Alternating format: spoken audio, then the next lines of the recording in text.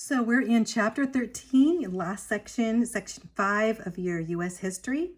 We're talking about the years from 1800s to 1850s, and we're going to be talking about the change in growth and culture during this time, the new classes of Americans, the growing population during this time, development of culture in literature, art, music, and glimpses of the future. You see some of those pictures there. The new classes of Americans.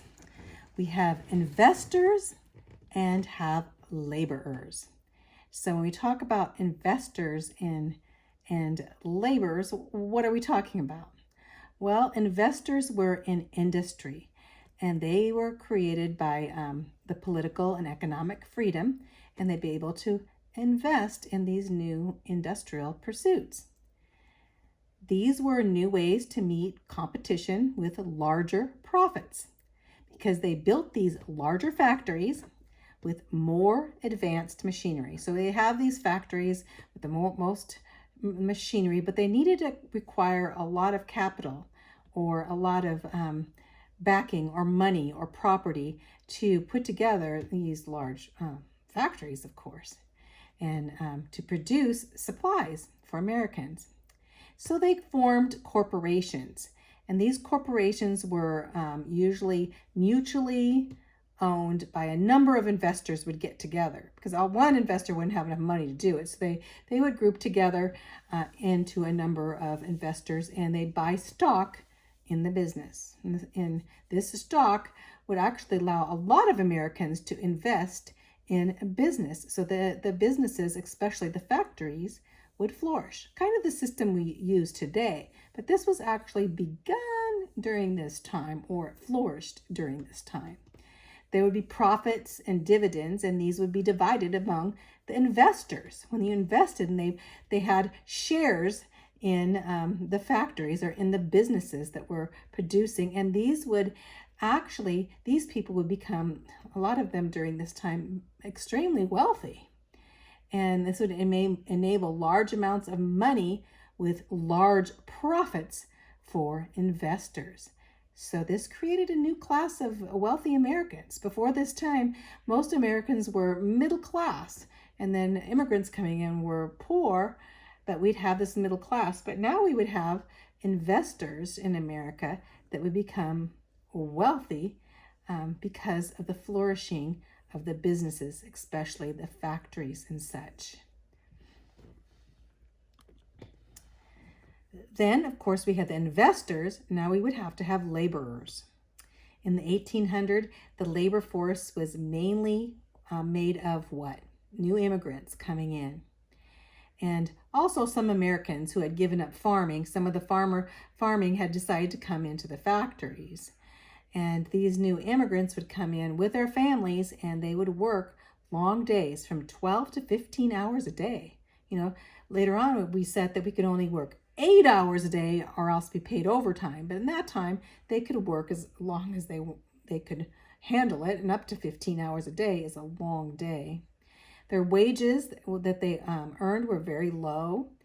And during this time, women and children worked too.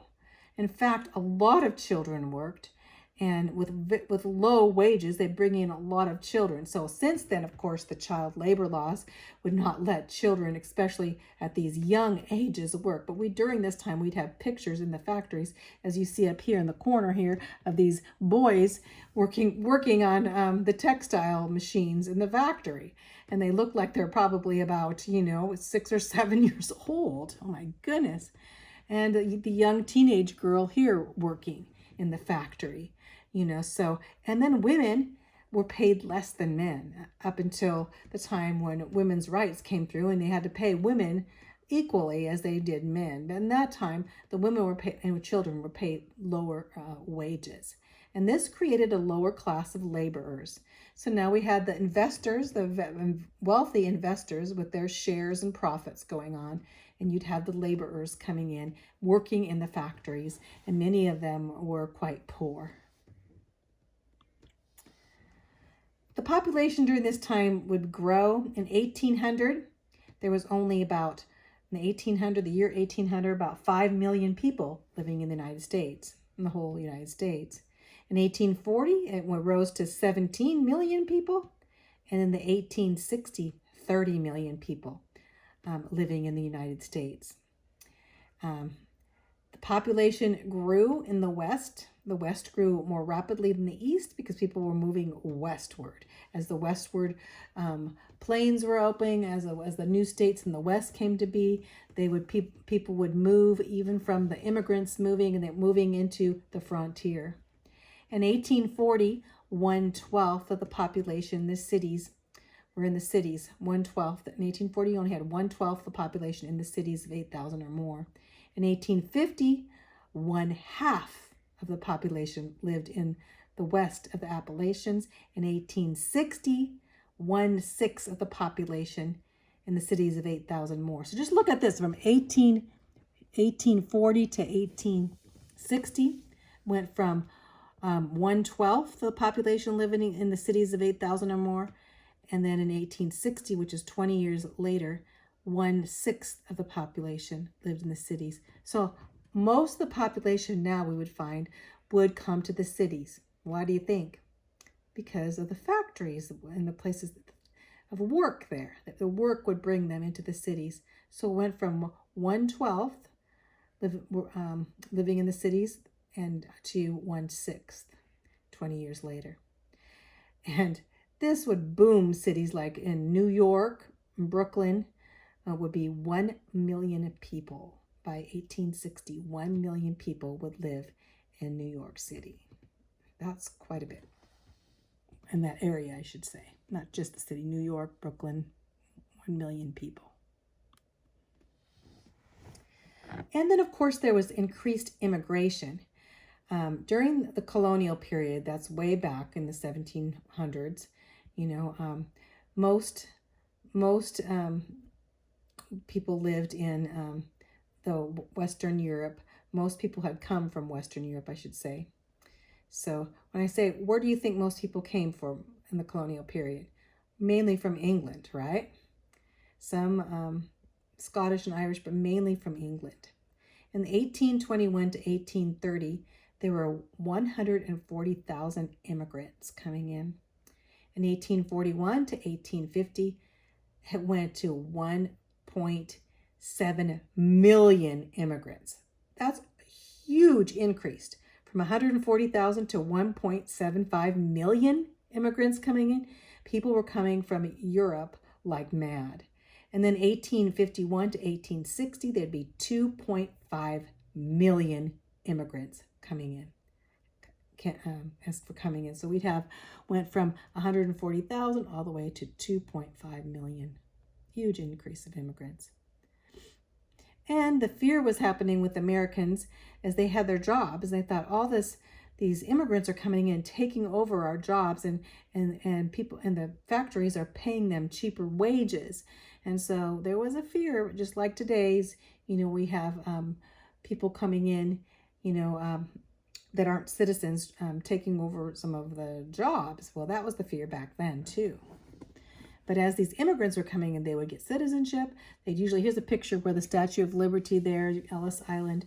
So a lot of them came in through Ellis Island during this time in New York. So where did most of these immigrants come from? Well, during these periods of time. When we looked first, the first half of the century, 1800 to 1850, they were mainly from the British Islands, as I said before, Northwest Europe, that area around the British Islands. A lot of people were English that came in, right? And then from 1820 to 1850, the largest amount of immigrants were from Ireland. Well, why?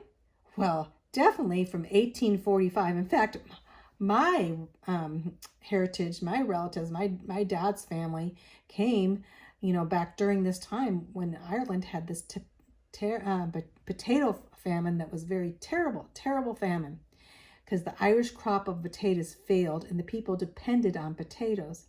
And so many of the people in Ireland were starving. So like that year, between 1845 up to like the 1850s, a million, I think it was a million. Ireland was a country that had only about 4 million people in the whole country. Well, when the crop failed and people were starving, actually 1 million, which is 1/4 of the people in Ireland, died. A lot of children died during the potato famine. So people knew that they had to leave. And where could they come? To America. Most of them came to America during this time.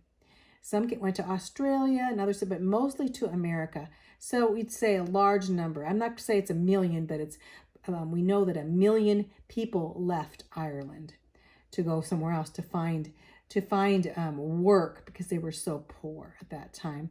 And England at that time, the British did not treat as they had control of Ireland, and they did not help the Irish people. And so it was a very dark time in Ireland. But many of the Irish came to America, 1845, and many settled in the eastern cities. They came to work in the factories. They were very poor coming in, you can imagine. And they're coming from the poverty and starvation that was going on in Ireland. So I have that in Ireland, 4 million people, 1 million died, 1 million came to America and Australia. So then, of course, the German immigrants started coming, and they were having economic problems due to their poor crops, but not so bad as they had in Ireland. But they were also escaping persecution from this revolutionary type of war that was going on in Germany. So Irish and German were, so you can see how it just increased during this time, jutted up with the Irish and German immigrants coming to America. Most of the German immigrants did not stay and work in the factories, though, but they took up farming, and they went out towards, the Midwest, some of the states, Ohio Valley and such, and on, moving and settling in and taking up farming in many areas. Especially you go into areas around the Great Lakes, you'll find a lot of German immigrants that took up land and farming on the frontier. So just remember that the largest growth were in Irish and German immigrants. And the improvement in the cities. Okay, a lot of things started happening in the cities, of course. One of the biggest things was they installed water systems, plumbing. Can you imagine before that time, they had, outhouses, they had pots, chamber pots to go in, instead of plumbing. So water systems and plumbing was so important, especially for sanitation at that time. And these happened in many of the cities during this time. The streets were also paved with this smooth wood and granite instead of cobblestone. Before we had these bumpy cobblestone roads, and now we would have smooth pavement in the city with wood and granite. In 1830, also gas lamps. Remember, we don't have lamp posts, or electric lamps, like we have today. We didn't have electricity. So in 1830, they would establish gas lamps, especially in Boston and New York. So they would have lights during the night. It wouldn't be pitch black at night, So they had these gas lamps. Later on, of course, we know Thomas Edison would be instrumental in bringing forth, the lighting, the light bulb and such during, and we'll talk about them later on. But at this time, they would have gas lamps. The transportation would also improve with omnibuses and horse-drawn carriages. You'd see them coming through. When you say omnibuses, that you don't think of, don't necessarily, you're thinking more of a train type, especially the railroad type thing. And we're not thinking of cars yet, right? So in 1850, American policemen and professional firefighters actually came into the city. So the city would actually now be able to pay for professional policemen and professional firemen in the city. Before, they just had volunteers that would volunteer, especially for fires. Chicago operated the first scientifically designed public sewage system. So if you're looking for that tidbit, the installment of water system but Chicago was actually had the first scientifically public sewer system. So they had toilets, flushing toilets, right? beginning of public sewage system. Going on to the development of American culture. So what were they doing? Well, the emphasis during this time was on individual dignity in America, as individuals were considered important. If you go in communist countries, individuals are not considered important. But in America, individuality was so important because of America built on freedom. The freedom politically and spiritually and economically, and also the freedom for the person, the individual person. And now Americans were not dependent anymore on Europe for their guidance. So they said, we don't have to think about Europe telling us what to do, or England telling us to do, or France, or Spain anymore. We're going to have our own identity. And so the individual spirit started of the American dream. What was the American dream? When you think of American dream, you have to think back to Christianity, because America was founded on Christianity. And the American dream was for that individual spirit, for God to take that individual to where God would want to take them in their lives. And the American dream would be that, is that fulfillment of individual spirit. This was also a time for more poetry, literature, art, and music that would be considered American, not anymore European, not anymore English, not any French, although that influence would be there, but they would consider that this definitely was American identity, the American identity and what it was to be an American.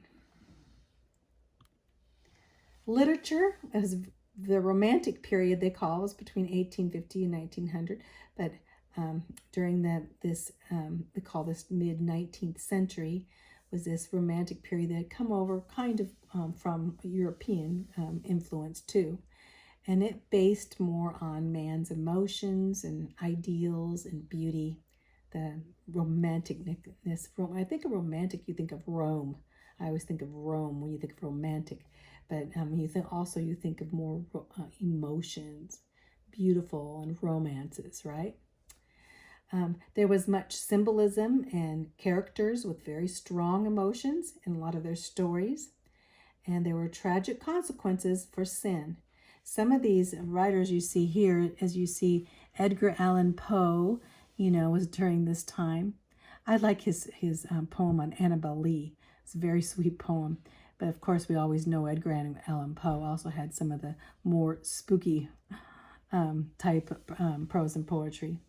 On to Nathaniel Hawthorne there. We know the Scarlet Letter was so important because the Scarlet Letter had a lot of tragedies of Puritan beliefs of sin, consequences of sin. And on to, we have Washington Irving, The Legend of Sleepy Hollow. That's a good one to read. On to, let's see, Herman Melville of Moby Dick. Walt Whitman, he was actually Walt Whitman, a transcendentalist. He wasn't a Christian. Onto The Leaves of Grass. And Henry Wadsworth with Longfellow, and I love his writings. Of course, we have the Song of Hiawatha and the Ride of Paul Revere. And when I think of, I really like, if you need to see his life story, and I think it's called How the Bell Tolls, or Of the Bell Tolls, or and there's a movie out, and it's very sweet. And he was definitely a Christian. In fact, we're related to him in some way. Henry Wadsworth Longfellow. It's very important. He was one of the fireside poets, considered fireside poets, because the American people would read his, instead of having television, they didn't have television back there. They'd sit around and read a lot of this literature. And his literature, too, was very instrumental. And during the Civil War, even, getting people that would sit around on the fireside reading a lot of these guys, they also would do, as they were in the Civil War, they'd be reading, and he'd be in very encouraging reading during the Civil War period. The soldiers would come together and read during their off times, or I should say, as they were waiting to go to war. American history with Preserving American History, George Bancroft in 1800 to 1890. He was the father of American history. He wrote a multi-volume history of the United States of America. He believed in God's divine providence in the origin of this nation, saying basically God, was very instrumental, and the Christianity was very instrumental in the foundations of America. American history. Just remember George Bancroft. Going back to these writers, here is another picture. I think I went over these already, but James Fenimore Cooper, 1789 to 1851. He was the first American fiction writer, and he wrote adventure stories on the frontier. Everybody loves to read adventures like Adventures of Daniel Boone and such on the frontier that became very famous. James Fenimore Cooper. The Life of the Mohicans was one of his books. Then, of course, I went over Edgar Allan Poe, 1809 to 1849, and he was a literary critic, but he wrote novels and poems and short stories. And people like to read a lot of his mystery and detective stories, Edgar Allan Poe. And then I talked about Henry Watson Longfellow in 1807 to 1882, fireside poet, and he wrote Paul Revere's Ride and the Song of Hiawatha. Herman Melville, Moby Dick. That's a masterpiece, Moby Dick. That whole story about the Moby Dick whale. And he was America's only great epic writer that America had, was Herman Melville. And he basically brought forth the sparks of adventure. He condemned evil and inspired good. Most of them did during this time. Basically, evil being condemned, or good overcoming evil. Okay, the art. During the Romantic era, we have some pictures here of our work. There were vibrant landscapes in America. The Hudson River School movement was a lot of different people went to school there, a lot of young people to do their artwork. And a lot of this artwork was in landscapes. On to Thomas Cole, and he was, I'm doing this, let me plug in my Mac here, so it looks like it might run out of, don't want it to, there we go. I want it to run out while I'm talking to you. Okay, there we go.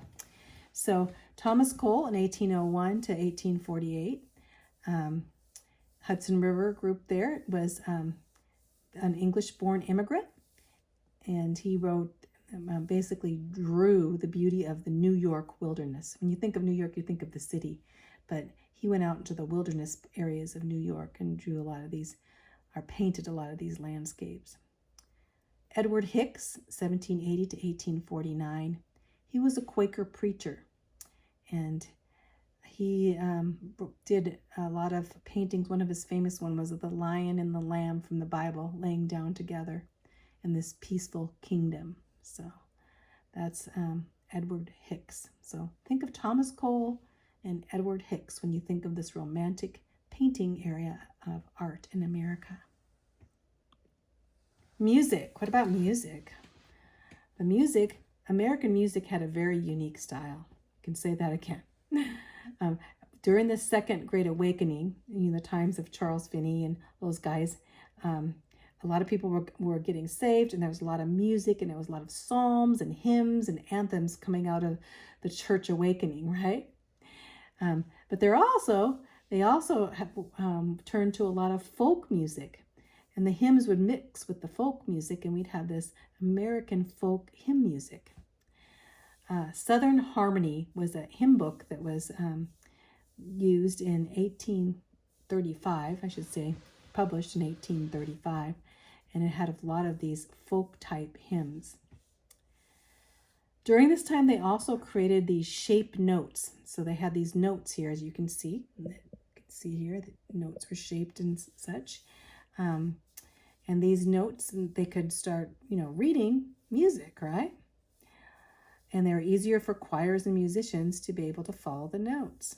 Some people can just listen to the music and they play music just by ear, And some people really learn by the notes, reading the notes. So these notes went by so they could bring forth these songs, and other people could play the songs by the notes.